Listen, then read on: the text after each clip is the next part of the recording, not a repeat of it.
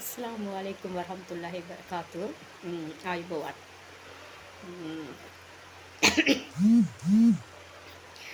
මම ඔයත් එක්ක චූටි කතාවක් කතා කරන්නම්. මම මොකද මේ කතාව සිංහලෙන් කතා කරන්නම්. මට ගොඩක් අයගෙන් ආව මේක ඇත්තටම මේ කාන්තාවන්ට තියෙන ඉතාමත්ම විශාල ප්‍රශ්නයක් නිසා මම ඔයගොල්ලන් එක්ක චුට්ටක් ඒ ගැන කතා කරන්නම්. දැන් ඔන්න මේ ඇත්තටම මං අහන්නද මේ දැන් ඔයාට දැන් ඔයාව මං ඔයගලගෙන් අහන්නේ දැන් ඔයාව එයාට වැඩි වටින්නේ නෑ නේද? ඇත්තටම එයාට ඔයාව වටින්නේ නෑනේ. දැන් ඇත්තටම කාන්තාවන්ට තියෙන ලොකුම ප්‍රශ්නේ. වටින්නේ නෑ ඇත්තටම. ඇත්තටම මෙහිම කතාවක් ඔයා හිතනවා නේද? එයාට මාව වටින්නේ නැහැ. මාව දැන් එයා ගණන් ගන්නෙ නැහැ. එයා මට දැන් ඉස්සර වගේ සලකන්නේ නැහැ. මාව එයා කෙයා කරන්නේ අර ගොඩක් වෙලාට කියන්නේ ඩෝන්ට් කෙයා වගේ ඉන්නවා. එහෙම කියලා කියනවා නේද? අපි ගොඩක් වෙලාවට කියනවනේ. අනේ මාව ඩෝන්ට් කෙයා. ඇත්තටම අන්න ඒකයි මේ මෙතන තියෙන සත්‍ය. දැන් සමහරක් වෙලාවට අපි කියමුකෝ ගැහැණිය. ගැහැණියක් කියන්නේ ඇත්තට මේ හරි මේ ටිකක් වෙනස් කෙනෙක් ගැහැණියක්. ටිකක් වැඩියෙන් කතා කරනවා. වැඩියෙන් ආදරේ බලාපොරොත්තු වෙනවා. ඔය වගේ ගැහැණියක් කියන්නේ ඇත්තටම ටිකක් වෙනස් චරිතයක්.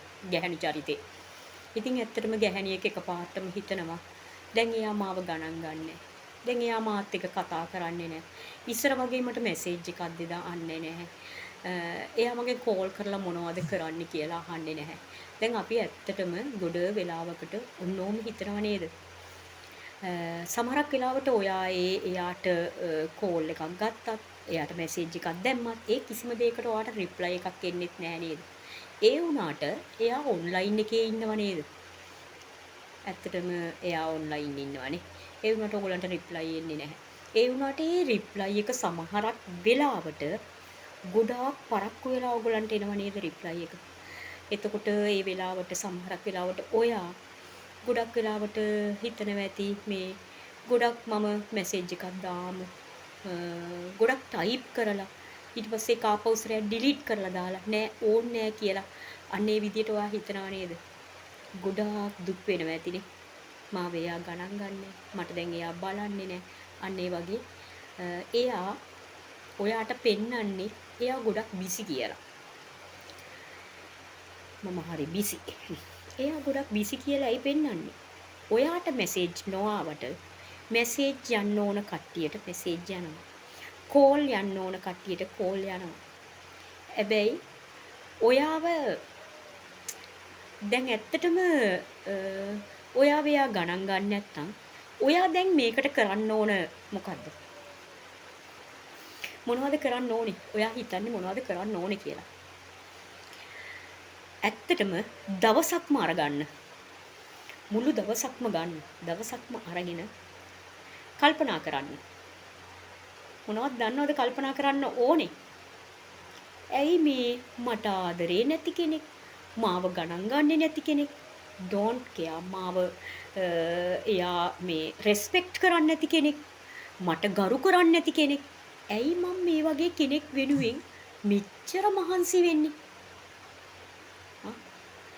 ඇත්තටම මහන්සි වෙන්න එපා. ඔයාට ගරු කරනවද? නැහැ. එයා ඔයාව ඉත්තෙක් කරගෙන ඉන්නවා. ඇයි දන්නවද? ඒකට හේතුව දන්නවද? එයා ඔයාව ඉත්තෙක් තමයි කරගෙන ඉන්නේ. ඒ කියන්නේ ඔයාව එයාට ඇත්තටම ඕනේ කමක් නැහැ. එයා ඔයාට ඕනේ ඇයි දන්නවද සමහරක් වෙලාවට මේ බලන්න ඔයා මේ එයාට සමහරක් වෙලාවට ගෞරවයක් ඕනේ වෙලා ඇති. සමහරක් වෙලාවට එයාගේ පෞල් පසුබිම දරුවෝ මට මගේ රෙස්පෙක්ට් එක අන්නේ දේවල් වෙනුවෙන් ඔයාව එයා ඉත්තෙක් වගේ පාවිච්චි කරනවා ඇති. ඕක තමයි මේ එයාට තියෙන අවශ්‍යතාවය. ඇත්තටම ඔයා බලන්න. එයාට ඔයා වැදගත්ද?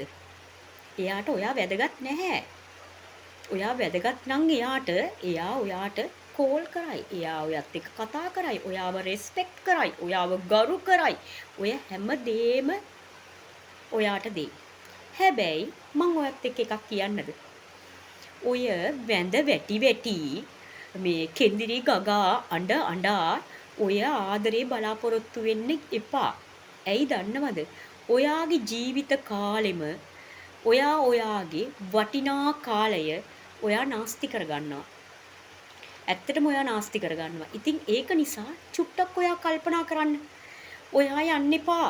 මම නිවැරදි. මම හරියටම හරි. මම මෙන්න මේ වගේ කෙනෙක්. මම වැරදි කරන්නේ නැහැ. ඇත්තටම ওই දේවල් ඔප්පු කරන්න යන්න එපා. අපිට අවශ්‍යතාවයක් නැහැ. අපිව අවශ්‍ය නැති කෙනෙකුට අපි හරි කියලා, අපි වැරදි නැහැ කියලා අපි ඔප්පු කරන්න යන්න එපා.